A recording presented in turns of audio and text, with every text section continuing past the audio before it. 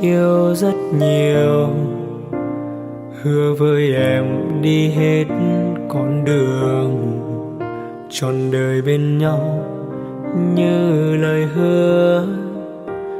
Dù cuộc sống mai này vất vả bao nhiêu, trọn đời tình nghĩa phu thề đến hết đời, tình mình như xưa.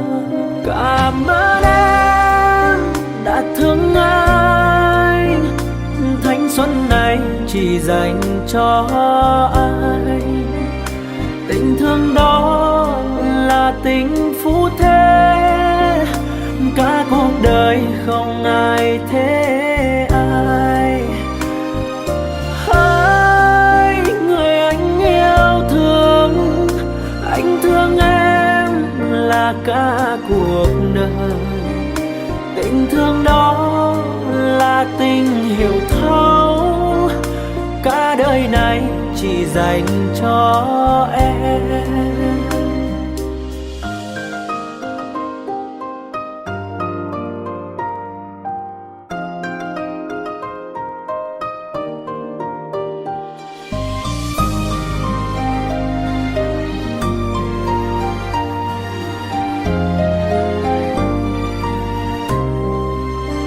Này người anh yêu rất nhiều, hứa với em đi hết con đường, trọn đời bên nhau như lời hứa.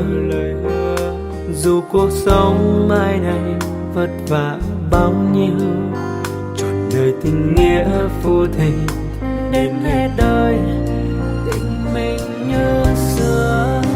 Cảm ơn em đã thương anh, thanh xuân này chỉ dành cho anh. Tình thương đó là tình phu thê, cả cuộc đời không ai thế ai. Hỡi người anh yêu thương, anh thương em là cả cuộc đời. Tình thương đó là tình hiểu thấu, cả đời này chỉ dành cho em. Cảm ơn em đã thương anh, thanh xuân này chỉ dành cho anh.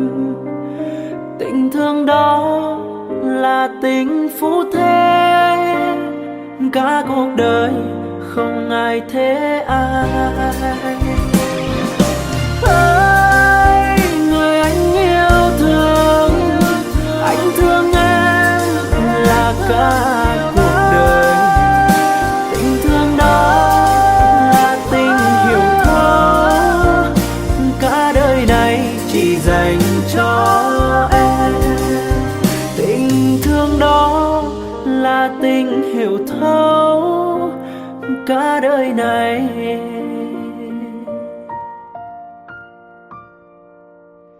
chỉ dành cho em.